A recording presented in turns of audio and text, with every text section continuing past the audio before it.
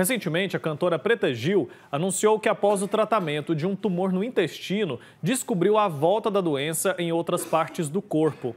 A recidiva, que acontece quando o câncer retorna após o tratamento inicial, é um fenômeno que ainda gera muitas dúvidas. Para entender o que pode causar essa reincidência, como é o tratamento e as perspectivas para os pacientes, eu vou conversar ao vivo agora com a doutora Daniele Laperche, que é oncologista clínica, está aqui conectada com a gente. Doutora, bom dia, seja muito bem-vinda.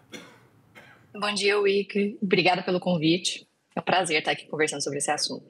Eu que agradeço, doutor. E o que caracteriza, então, essa recidiva do câncer? Como que ela acontece? E é comum também acontecer? Wilker, todo câncer, todo tumor maligno, por definição, ele tem risco de recidiva. É isso que define ele como maligno. E todo o trabalho da oncologia é em cima de combater essas recidivas, de evitar elas. Então, por isso que cada doença que é diagnosticada, a gente vai estar investigando o risco dessa recidiva e em cima disso que é proposto cada tipo de tratamento. Então, toda a personalização do tratamento oncológico hoje é baseado nos critérios de risco de cada paciente, de cada pessoa. Mas, infelizmente, é um risco inerente ao diagnóstico de uma doença maligna. E aí, nesses casos, doutora, claro que o paciente fica nervoso, fica assustado, mas o tratamento ele existe e ele tem grandes chances ali de dar certo, né? Felizmente, ano a ano, nós estamos conseguindo melhorar esses resultados e diminuir as chances de recidiva. Mas é importante a gente ressaltar que esse poder de redução de recidiva ele é maior quanto mais precoce o diagnóstico. Doenças mais avançadas ao diagnóstico, elas têm um risco de recidiva muito mais alto.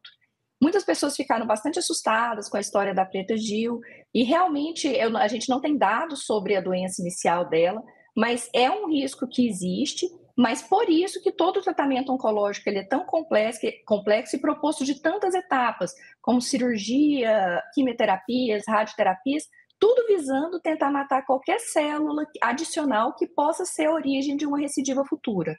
Perfeito, doutor. Eu sei que é difícil a gente tratar aqui de um caso específico, como o da Preta Gil, mas ela estava em um estágio ali, ela estava num processo de remissão. Como que acontece, então, esse retorno, essa recidiva?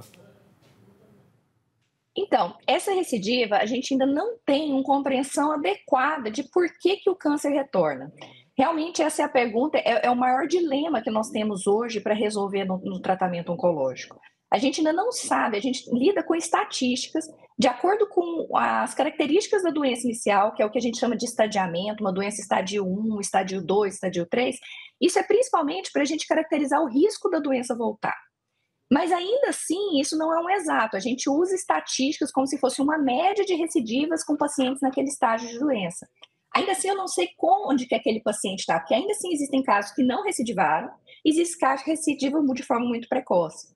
Um desenvolvimento muito importante que estamos tendo hoje, mas ainda não faz parte da prática clínica, é o uso da biópsia líquida, a pesquisa de células tumorais circulantes, para tentar esclarecer essa dúvida mesmo, que realmente é a grande dificuldade do tratamento oncológico, saber quem é o paciente que vai ter risco de recidivar. Perfeito, doutora. A gente já falou aqui que as notícias são boas quando a gente fala sobre os avanços, né, da medicina no tratamento oncológico e a gente, claro, quer deixar sempre uma mensagem de esperança, né, para as pessoas que estão nos acompanhando. Eu gostaria de entender um pouco mais sobre a importância da pessoa manter a frequência ali nas visitas ao médico, porque a senhora já mencionou a importância do diagnóstico precoce, né? Então, fazer exames periodicamente, não abandonar o tratamento no meio, continuar ali tendo esse cuidado é essencial para garantir o sucesso de um futuro tratamento. Sem dúvida, tá? Esse acompanhamento que a gente insiste tanto dos exames preventivos todos, eles têm um papel exatamente em aumentar as chances de cura, diminuir as chances de recidiva da doença diagnosticada em fase inicial. E a maioria dos cânceres nessas fases de altas chances de cura, eles não trazem sintomas. Então a gente precisa mudar essa mentalidade que a gente precisa sentir alguma coisa para procurar o médico. A gente tem que procurar quando está bem mesmo, porque é nessa fase que a gente encontra alterações passíveis de cura, tá? Então, fortalecer essa ideia de que os exames, que quem procura acha, mas quem acha cura. Então, a gente não ter medo de fazer os exames, de descobrir doenças em fases iniciais, porque é nessa fase que as chances de cura são altas, e reforçar o tanto que o câncer de intestino é incidente na nossa população. A gente foca muito nos outros tumores, ginecológicos, no de mama, na próstata, mas o câncer de intestino é o segundo câncer mais prevalente, tanto para homens quanto para mulheres. E a colonoscopia é o exame preventivo principal para a gente descobrir a doença em fase inicial e tratá-la, muitas vezes até sem grandes cirurgias, sem nada, a gente consegue chances de cura alta com diagnósticos precoces. Perfeito. Dá para listar aqui quais são os tipos de câncer que mais têm chance de retorno ou não? Isso é uma coisa que vai depender, como eu coloquei, de que fase que a doença foi descoberta, tá? Todo câncer, se for descoberto em fase muito inicial, a chance de retorno vai ficando cada vez mais baixa, tá? E todo câncer descoberto em fase mais avançada, ele tem uma chance de retorno mais alta. Isso vale para todo tumor maligno, tá? Tá ótimo. Doutora Daniele, muito obrigado pelo seu tempo aqui com a gente, por nos trazer tantas orientações a respeito de um tema tão delicado, né? E que mexe muito com várias famílias. Até uma próxima oportunidade. Um abraço.